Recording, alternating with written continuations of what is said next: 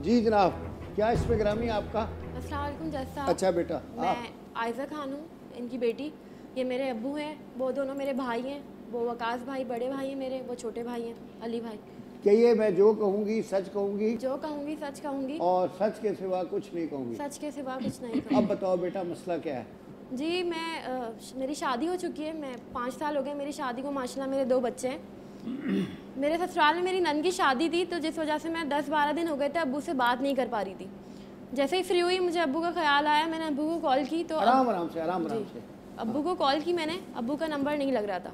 फिर मैंने भाभी को कॉल की, मेरी बड़ी भाभी हैं उनको कॉल की, तो फ़ोन उठाया, मैंने पूछा खैरियत पूछा अब्बू कहाँ है? कह रही हैं अब्बू तो 3-4 दिन हो गए घर पे ही नहीं है। मतलब 3-4 दिन हो गए घर पे नहीं है, वो मेरे घर पे भी नहीं आए। कह रही हैं हम तो समझेंगे तुम्हारे घर पे होंगे अब्बू।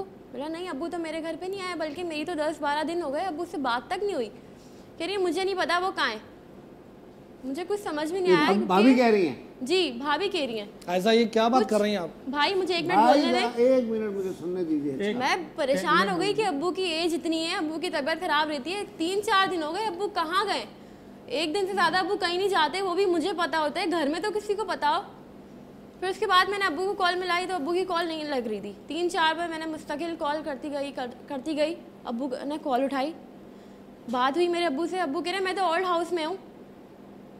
समझ भी नहीं आया कुछ, जो 10-12 दिन पहले क्या माहौल बोले था। चले आ रही हो आप? भाई मुझे एक मिनट बोलने दें। सुनने दें। हाँ जो 10-12 दिन पहले माहौल था, जो मैंने अब्बू से बात की थी, कुछ भी वैसा नहीं है।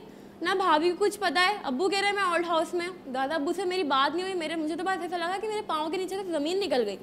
मैंने अब्बू से एड्रेस पूछा, अपनी गाड़ी की चाबी ली, अब्बू के पास पहुंची, इनको ओल्ड हाउस से लिया, घर पे गई। भाइयों से कुछ और मसला पता चल रहा है, अब्बू से कुछ और पता चल रहा है। इनकी तबीयत देख के तो मुझे समझ में नहीं आता कि अब्बू किस तरह ओल्ड हाउस में पहुँचे होंगे। 3 दिन से घर से बाहर हैं।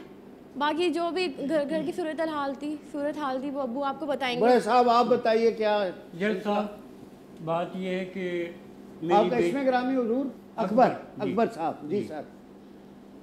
जनाब अली, मेरी बेटी जो कुछ कह रही है बिल्कुल ठीक कह रही है।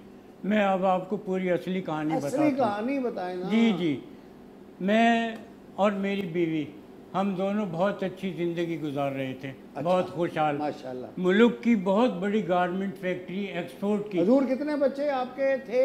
मेरे 2 बेटे 1 बेटी, 2 बेटे। ये दोनों बेटे आपके? जी मेरे बेटे। और ये बेटी है? ये मेरी बेटी है। तो आपके टोटल 3 बच्चे हैं? 3 बच्चे हैं मेरे। तो बेगम साहिबा?